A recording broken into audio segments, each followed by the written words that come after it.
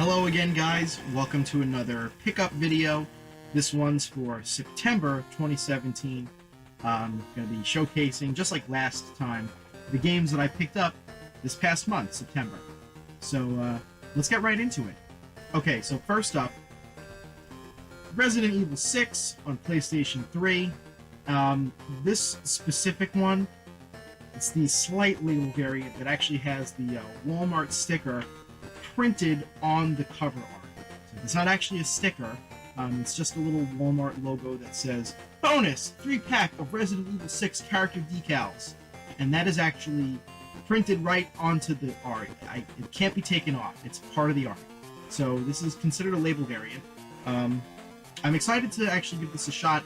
The only other Resident Evil game that I have is Resident Evil Director's Cut for PlayStation, and I haven't even given that a shot yet. I actually haven't really played much Resident Evil, and I'm starting to get into it.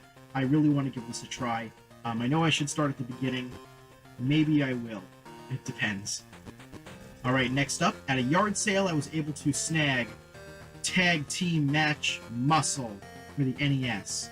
If anybody out there remembers the Fox Box, which eventually became 4Kids TV, there was a show on Foxbox/4Kids TV called Ultimate Muscle, and that show is kind of a spawn of an anime that was popular in Japan called Kikkoman, and this video game is based on that anime, Kikkoman.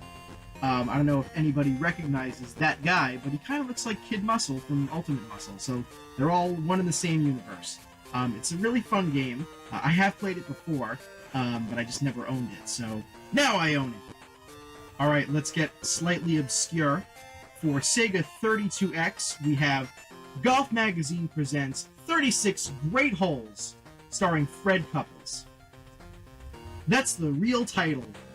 That's the actual full title of this game. So I got this at somebody's yard sale, but they actually advertised on a group that I'm part of on Facebook called Long Island Retro Gaming. And a few people had shown up by the time that I did, and nobody wanted this bad boy. I have a Sega 32X. It is right there. And yeah, it's golf. It's 32-bit golf. And I like golf, but I can't really say I'm a big fan of this game. It's just nice to have it in my collection. Alright, let's get less obscure. Crash Bash! I actually found this at a yard sale, and I was really happy that I did. Super proud to own Crash Bash, even though it's basically just not Mario Party, the game. It is quite a fun party game, as long as you're not playing it all by yourself. It's not very fun alone. It really requires actual multiplayer action. So, for those of you who may not know, Crash Bash was Naughty Dog/Sony's attempt to respond to Nintendo's Mario Party.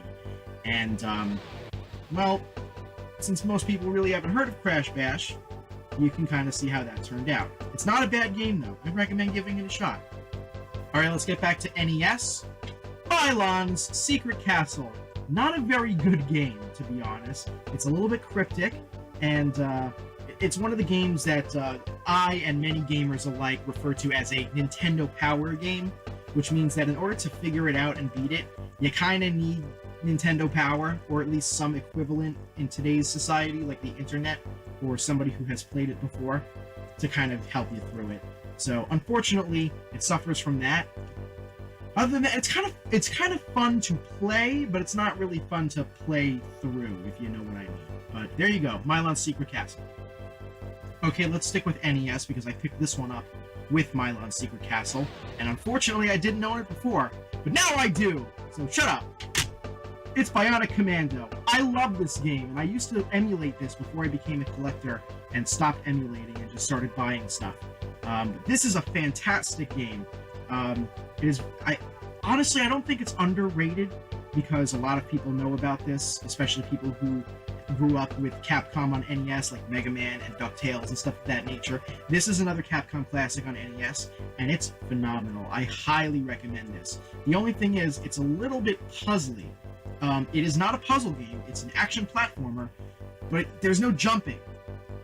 So give it a try and see exactly what I mean by that. It's really fun. Alright, back to PlayStation 1. Lego Racers. I have never played Lego Racers. I'm really excited to play Lego Racers. I heard good things about it, and when I saw it at a yard sale, it was recommended to me by my buddy Joe. I don't know if he's actually played it before, he just thought it looked cool. But, yeah. Lego Racers. And, of course, I grew up playing with Legos, so Lego Racers.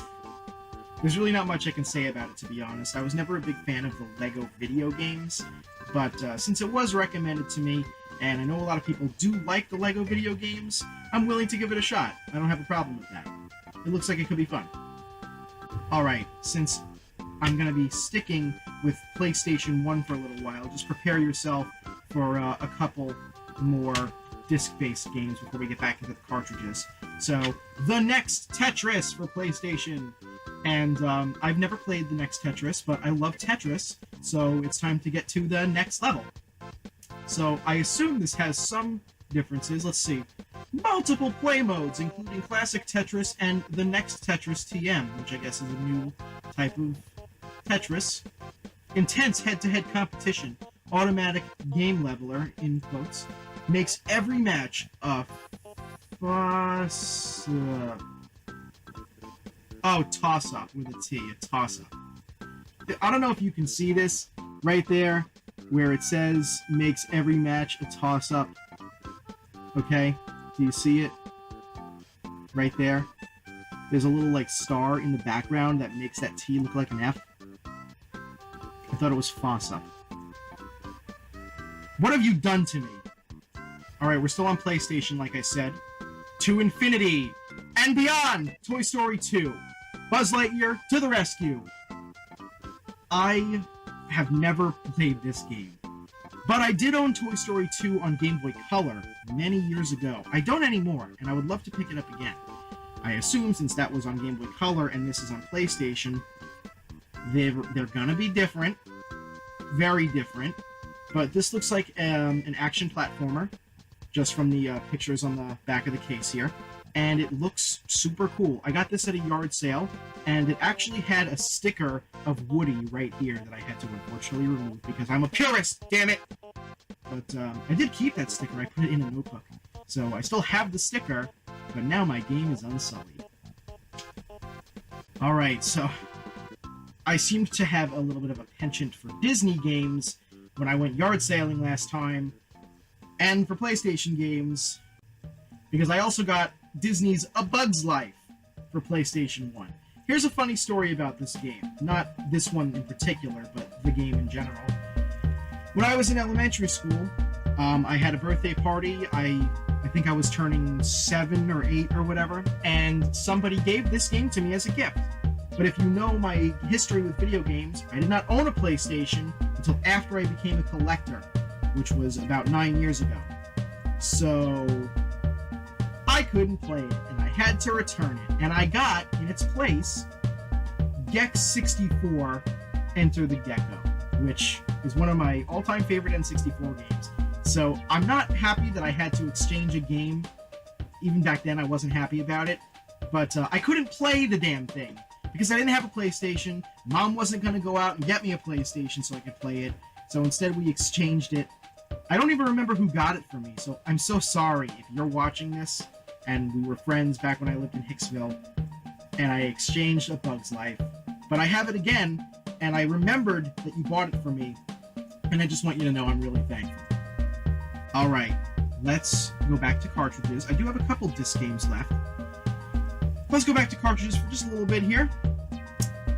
I got Snowboard Kids! This is a fantastic game. Absolutely awesome. One of my favorites on N64, even more so than Gex 64. Now, I used to rent this from Blockbuster, and again, that's a relic. Back in the day, it and its sequel, Snowboard Kids 2, are among some of the most sought-after N64 games. They weren't very popular when they came out, so they kind of developed a cult following. So Snowboard Kids is a snowboard racing game, kind of like Mario Kart, where you play against opponents, snowboarding to the finish, and trying to fuck each other over with items. It's super fun, and the art style is really, like, cutesy. I don't know if you can tell, But yeah, it's super cool, and I don't know, I love this game. When I got this game, I bragged about it to my buddy Tyler, who is a collector just like I am, and he was just like, "You fucking asshole." Everybody loves Snowboard Kids. If you don't love Snowboard Kids, you're lying to not only me, which is bad enough in and of itself, because I love you. Why would you do that? But you're lying to yourself. And Snowboard Kids would not have you lying to yourself. Alright, so I actually went to a swap meet recently with my mom, of all people, just because we were kind of bored. I thought it would be something fun to do together so that my mom can kind of get to see what it is that I do with my hobbies, and while she's there, she could pick up a few things of her own. Well, we actually saw something that I wanted. I didn't have the money on me, unfortunately, but I asked my mom if she would bother picking it up for me while we were there, because it wasn't very expensive. It was only listed for $2, and I even asked would they do $1 for it. So my mom just shoved 4 quarters their way, and we got the Namco Ms. Pac-Man Plug and Play, which, despite its name, is actually 5 games in one. As the name would suggest, it does have Ms. Pac-Man, but there are 4 other Namco games on it. There's Pole Position, Galaga, Xevious, one of my favorite Namco games, and Mappy, which is my favorite Namco game. I love Mappy, don't get me started.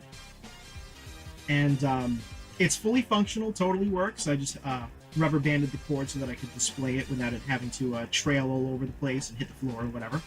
But it's super cool. I really like it, and I've always wanted it ever since they first came out. And like I used to see them in Toys R Us, and I was always like, "Mom, can I get that?" And she was like, "Nah." This has actually been around for quite some time, but I finally have one of my own, and I'm super happy about it. All right, let's get back into valuable territory.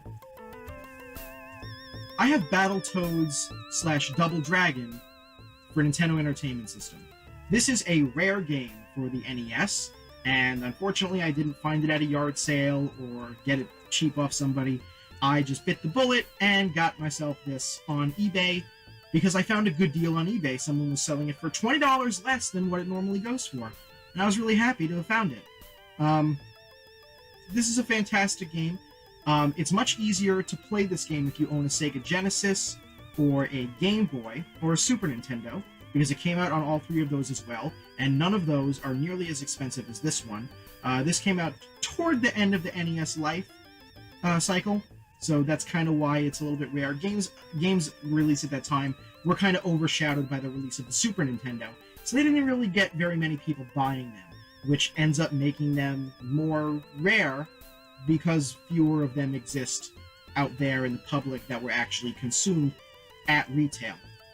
So I'm really proud to own this. I mean, I do own a lot of other rare games, but it's always nice when you get a new one that you don't own. I mean, I can say that right now, and you pretty much already know that, but Battletoads Double Dragon for NES, I'm very happy with this. I'm going to be for a while. Not only is it rare, but it's actually fantastic. A lot of rare games are just rare because of their commodity, not necessarily because they're good games. This happens to be both rare and good, which is awesome because it was also developed by the company Rare. So it's a rare game that's good. And now I'm going to talk about a different game. Alright, so I go yard sailing with my friends Joe and Dustin primarily. And when we go out together, Dustin is usually not looking for games. Joe is looking for modern games, and I'm looking for fucking any games. So the last couple of times that we had gone out, Joe started collecting a lot of Wii stuff, and he found a copy of My Sims Party, and he brought it home, and he quickly realized that another time that we had gone yard sailing prior, he already got My Sims Party. So he just gave me the second copy for absolutely nothing. It's not worth a whole lot of money, so if he was going to charge me for it, I would have said, okay, how much? And if he said anything more than like $3, I was going to punch him. But he just said, take it. It cost me like $1. I don't care. So thank you, Joe. My Sims Party. Thank you for the nightmares. All right, let's get back to disc. We have Harry Potter and the Prisoner of Azkaban for Microsoft Windows, or PC if you prefer. And I grew up playing Harry Potter and the Chamber of Secrets for PC, never played Azkaban, and I'm kind of excited to play it. Just, I don't know if you can really tell from the front cover, that looks pretty well done, but then you open it up and the inside front cover art, look at those graphics. So good. So I'm really excited to play this. I hope it's kind of similar to Chamber, because I really had a lot of fun with that growing up, and I go back and play it even today. It's really, really fun. So I recommend that game, but I can't recommend this one just yet, because I haven't tried it yet. This I actually got while I was going yard sailing with Joe just last weekend, and I'm really happy that I found it, because, well, when you find a game that you want to play, it's a little bit different from finding a game that you just want to own. I mean, yes, I do want to play all of the games in my collection, but there are some I want to play a lot more than others, and this is one of them. Even though it's just a shoddy PC game that bears the Harry Potter moniker, I'm really excited to give it a shot. Alright, still in the vein of home computers, but let's jump back a couple of years. I have Alone in the Dark 3 for MS-DOS. Now, most MS-DOS games were released on floppy diskette, but when companies started making the transition to CD, before Microsoft Windows became a home name,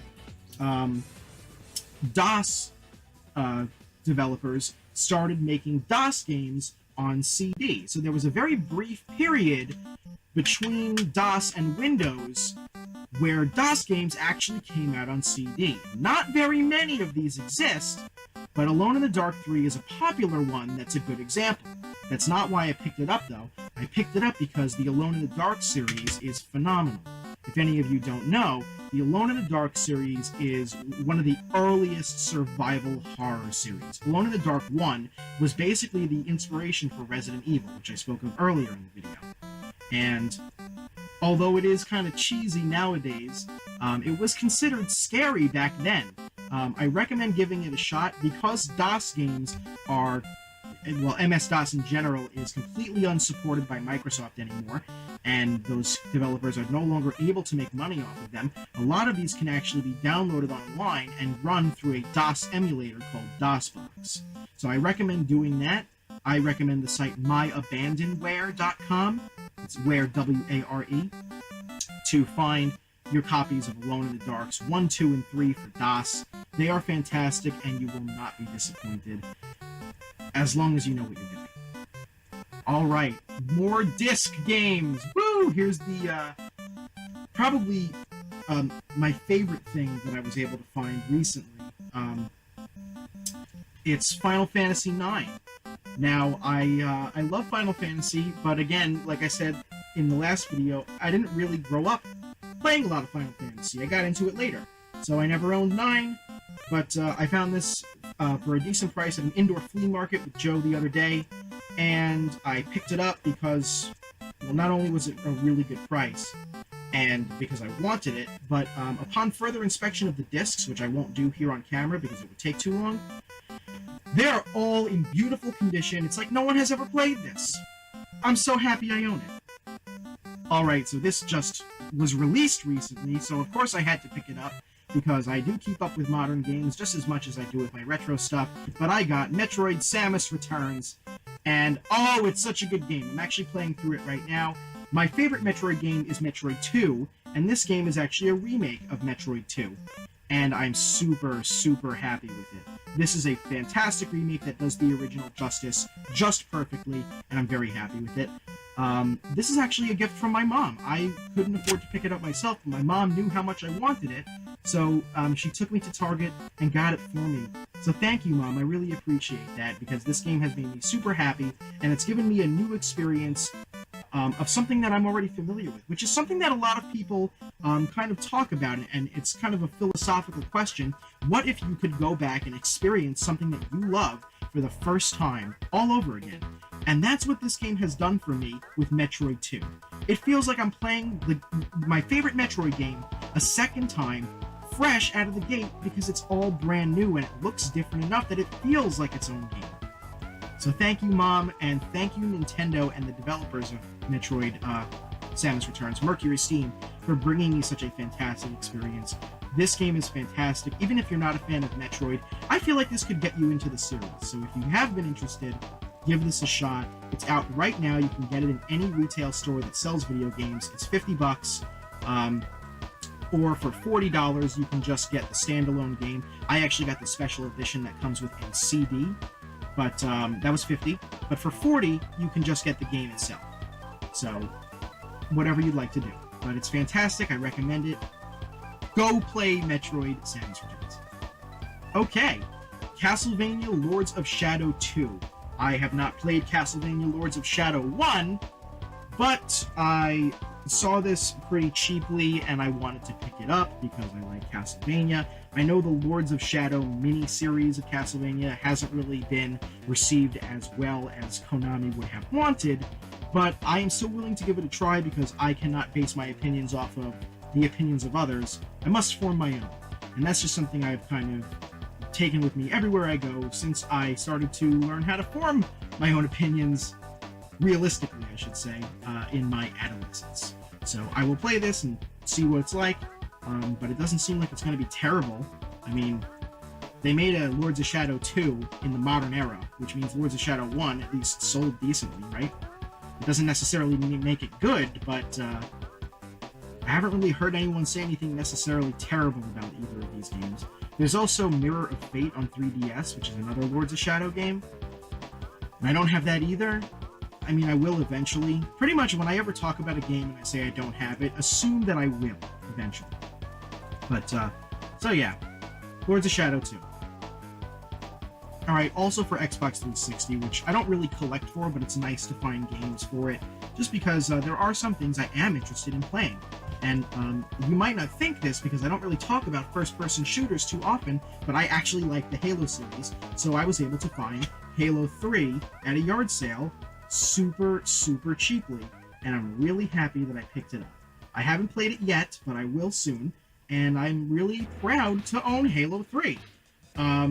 Among collectors and retro gamers alike, Halo and series like Call of Duty and stuff like that are kind of lampooned and laughed at because they're all very samey and they all cater toward like the angry, like 27-year-old living in his mom's basement jock type who yells at his girlfriend in public and doesn't afraid of anything.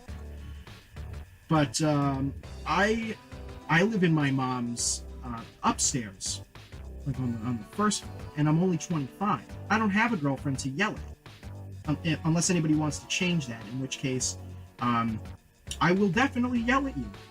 I won't. Alright, I'm just dooming myself. Alright, Halo 3. Cool, right? Cool? Cool? It's cool. I like Halo.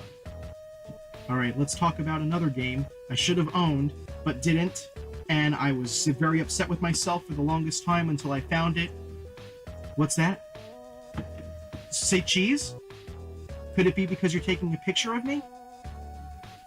On Pokemon Snap? Who doesn't love Pokemon Snap? If you said, I don't love Pokemon Snap, I want you to click away from this video right now. Then click back because I could use the ad revenue. I'm not actually getting paid for this video, but I'd like to pretend that I am. Anyway, Pokemon Snap. Pokemon Snap is a game. It's an on-rails shooter, technically, even though there's no actual shooting going on. You're only shooting photographs with your camera of Pokemon. That's the game! And it actually does have a plot, and you actually can beat it.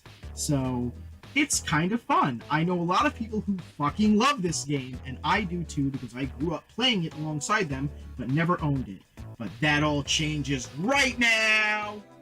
Pokemon Snap! Alright, so I import games from Japan, because I can speak Japanese, and because there are just some games that didn't get released here in North America or in Europe, so unfortunately I have to import them. Now, this is not one of those cases, but I just figured I'd explain why I usually import games. But I decided to pick up Soccer for the Family Computer Disk System, which is a Nintendo system. It is one half of the Japanese Nintendo Entertainment System. It's kind of weird to explain, but if you want to understand what I mean, look up Nintendo Famicom, Famicom, and you should understand pretty much what I'm talking about. So this, and I think I've talked about these before in other videos, but this is a little proprietary floppy diskette, and as it says right here in Japanese, saka, which means soccer, and no, I'm not making that up. That is actually what that says. And for the most part, these games function just like cartridge games, except that in the vast majority of cases, they can actually save your progress. Now, I know what you're thinking. Cartridge games can do that, and they have been able to for a while, but originally it was considered super expensive to put a save battery into a cartridge, so developers skimped out by putting in passwords instead. But because these are discs, they can actually just write data directly to them, no battery required. So Nintendo opted to do this for its Japanese market, and they gave us save batteries in certain games in America instead. Now, the reason why I got the Japanese version of soccer on NES is because I actually own a copy of Ice Hockey for the Famicom Disk System that has soccer written to its B side. Because you can actually write games to both sides of the disc. Some games are large enough to be on side A and side B, and you have to flip the disc to play the second half. But if the game is short enough, or small enough, I should say, you can put 2 games on one disc, one on each side. Now, I'm not a really big fan of not being able to show that I physically own a game. So even though, yes, I do own 3 Famicom disc games, it only shows there that I have 2 of them, because soccer is written to the B side of one of them. So I just said, you know what, let me rectify that and actually buy a physical copy of soccer. So I did. Alright, 2 last things here, and then unfortunately that's it for this episode. Remember last episode I talked about how I was going around looking for Jumping Flash 1 and I came across Jumping Flash 2? I finally got Jumping Flash 1! Finally, after 2 videos, I got Jumping Flash 1. But I've actually been looking for this game for a while. I actually just found it on eBay. Similarly to Battletoads Double Dragon, I found this pretty cheaply, unfortunately for the seller. And it was even cheaper because it failed to arrive at my house at the, what do they call it? The estimated delivery date. And I was patient, I waited a couple days, but then it still didn't arrive. And it was only coming from the southern United States. And I'm in the northeast United States. It should have been there in just a couple of days. And it said that it had shipped literally the day that I bought it. So I was kind of curious why it was taking so long. I didn't ask for anything. I just, contacted the seller and said, hey, what's going on? And the seller was just like, I just literally forgot to ship it. I'm so sorry. I marked it shipped, but I never put it in the mail. So you'll get it in a few days, and you know what? I'm giving you a partial refund. So I got it even cheaper because of that. So thank you, mystery seller, whose username I don't remember, for this fantastic game. This is a PlayStation 1 game, but you may notice it doesn't look like a traditional PlayStation 1 game because it is in a large box made of plastic instead of that hard plastic jewel case that most PlayStation 1 games come in. And that's because when the PlayStation 1 first came out, PlayStation 1 games came in cases like this. These are called long boxes. And in order to cut back on money, save money so that they could manufacture more games and not go freaking bankrupt, Sony opted to change the jewel cases later on. But there are about 100 or so long box games from the very start of PlayStation 1, and this happens to be one of them. So I happen to own it now, and it's a fantastic game to boot. I'm really happy. Just like Jumping Flash 2, you play as a robot rabbit, and it's a first-person platformer. It's really cute, and I do recommend it. Pick it up if you can find it, because apparently it's elusive. Alright, the last thing on today's list is not a game, but instead a game box. I also collect those. I pretty much collect anything having to do with video games, and although I don't own the console for this box, at $4, I really couldn't pass up the opportunity to own the box. So, here's the Magnavox Odyssey 2 box. It's gigantic. It's bigger than my entire ego, which says a lot. and I love it so much.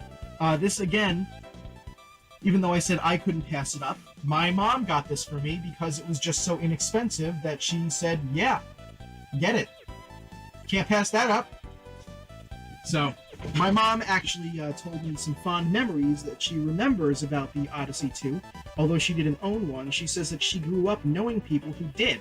And it was kind of cool to hear firsthand about what my mom's experiences were like being around an Odyssey 2. Especially because I don't actually know anybody who owns one or has ever played one, except for my mom. So, it was nice not only for the box, but I got to hear about an experience from my mom, a person who otherwise doesn't play video games. But it's kind of a primary source for history. My mom experienced this, and I have not, so it was nice to hear it. Now, just a few things about the box. It reeks with 80s age, and yeah, it's super cool. It actually, the Odyssey 2 came out in 1978, but continued on for a couple of years. I don't know if this is a first print box. I don't even know if there were any differences, but late 70s, early 80s, you can kind of tell this is where this box came from. It's super rainbowy. The text on the back of the box has this neat rainbow gradient that I'm a big fan of. And even though I already know all of the information on the back of the box because I've read it a couple times, it's still nice to just read it again because it's pleasing to the eye to go from one color to the next while your eye scans from one line to the next. So, yeah, it's something I'm really proud to own, and I will eventually own an Odyssey 2, which will increase the value of both the box and the console. Of course, I won't keep the console in the box. It'll be displayed, and I'll have it hooked up to play it. But for now, it's nice to just own the box and keep that on display. And it's a solid reminder for myself that, you know what, maybe you should get an Odyssey 2. So, maybe I will. Alright, thanks guys so much for sticking with me. Last video was a little bit shoddy with the quality because I'm using my desktop's camera, and it's the same this time. But I am going to be investing in an actual camera for this purpose because I think it's just going to be better overall. But thank you again for watching both last episode and this episode. Or are they really episodes? It's more like just videos. Thank you for watching this pickup video for September 2017. I'm proud of all the stuff that I own, and I'm proud of all of you guys for, you know, being there for me. I mean, I guess proud isn't really the word, but it means a lot to me that you support me by watching these videos and telling me that I'm doing a good job and helping me in any way that you can to expand my collection and discuss with me video games or anything of the like, because it's always nice to, you know, talk about something that I'm passionate about. So even if nobody watches this video, it's still nice to have discussed it with myself, I suppose. But thank you again for watching. I hope you guys have a fantastic day, and I will see you in the next video when I discuss October's spooky Halloween pickups. Alright, take it easy.